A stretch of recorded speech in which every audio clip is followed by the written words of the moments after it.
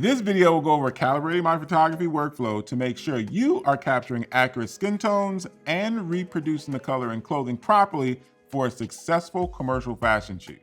We're going to review monitor calibration and using a color checker for accurate color while shooting tethered, getting consistent exposures, and yes, I'm going to give you some lighting tips as well.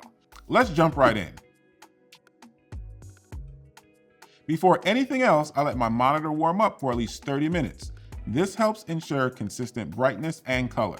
Then I calibrate and profile it. This is the monitor my client and I use to review images. I'm using the Calibrite Display HL. After setting my display's brightness, it then goes through a series of color patches to create a profile. Next, I do an initial lighting test, picking a piece of wardrobe I think may be the most problematic. Here I started with this red dress, which is also somewhat reflective. Seeing that it could be problematic later, I wanted to get everything dialed in using it. At this point, I used the color checker to dial in my base exposure. I aimed to get the 18% gray patch under the yellow square, reading around 128, 128, 128 RGB. And I checked this using the white balance eyedropper in Capture One, Adobe Camera Raw, or Lightroom. Not only am I checking my exposure this way, but I also neutralize the image as well. Then I check the white and black patches. I want the white to fall between 230 and 240, and the black somewhere between 30 and 45.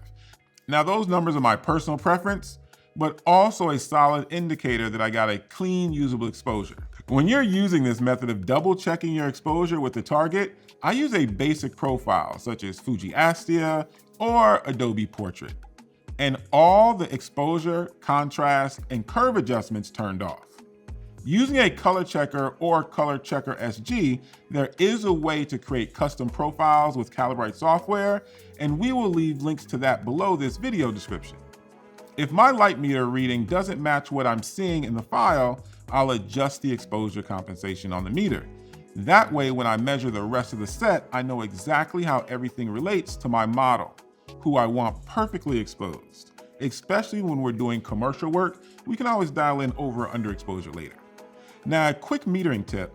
Sometimes a lens may be 1/3 of a stop off, and some profiles may also make your image look slightly over or underexposed.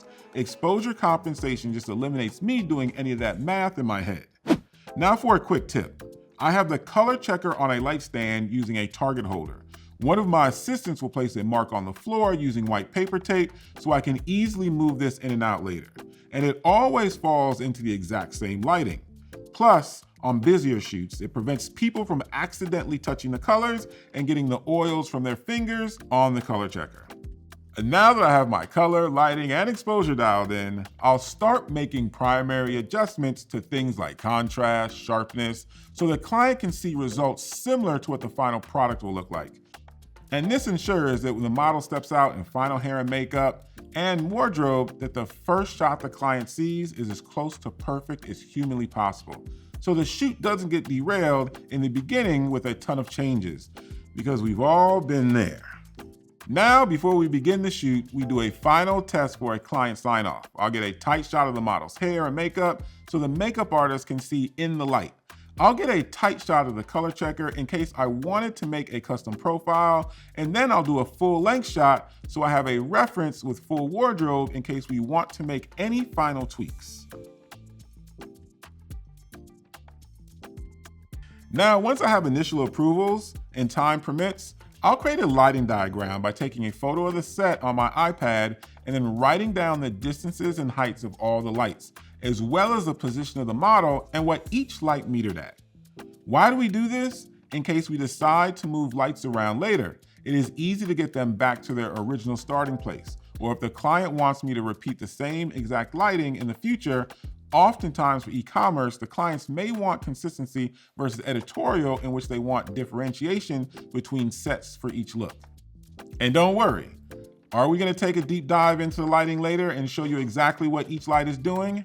Absolutely. Now during the actual shoot, I capture a fresh image with the color checker between each wardrobe look. I simply put the stand on the mark and have our model stand next to it and capture a frame. Sometimes the clients ask for color changes based on how something appears on screen, versus how it looks in real life.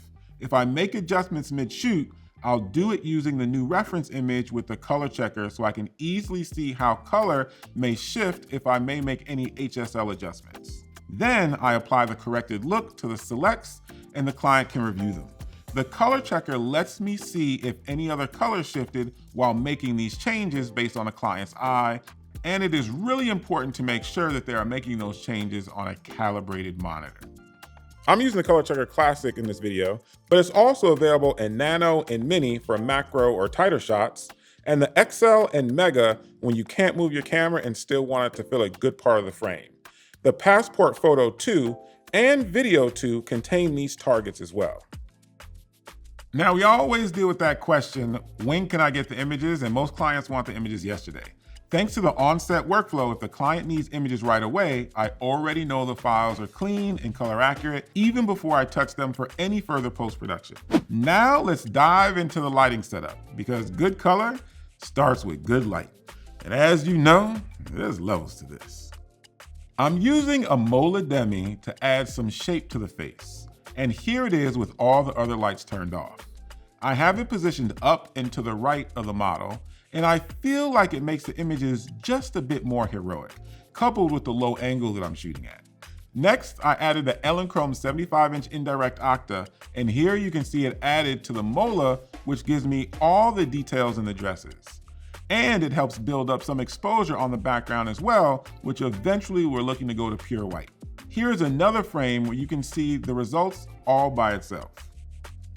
I have the diffuser off, so I not only get more power, but the light is less diffuse. So I get increased detail in the fabric, but the main reason is to get f11 even though it's this far back. And having the diffuser on would eat up a little bit more power. I'm using two 1x5 softboxes to light up the background. Here you can see the results as I add them to the scene, and here you can see the results if I illuminated the image only with the background lights. So I'm using two 4x8 V-flats to flag the light from hitting our model, so I get this nice soft glow kind of on her edges, but I'm not getting too much light hitting her directly. I'm using the black side so that they limit the amount of light bouncing around, but given their distance from the model, I'm probably getting little effect from using the black side versus the white side, but I keep the black side just to keep a little bit more light from bouncing around. Here's another look at all the lights building up. Now, switching gears from lighting and talking about color one more time. Now, if I cannot go through this entire process and I'm working with an extremely limited amount of time, getting the color checker in every shot is non-negotiable. Being able to make sure my white balance and exposure match perfectly throughout the day is critical. And I like the fact that the color checker I use today is the same one I used 25 years ago, which is critical if matching color for clients throughout the years. I always like to replace my color checker every 4 to 6 months. They recommend a year, but it depends on how much you use it, how much dirt or fingerprints it possibly picks up, or if you work in an environment in which it gets left out in the sun a lot. This shoot was set up to walk you through my ideal color workflow on set when color is the most critical. My name is Ab Sesay, and as you know, there are levels to this.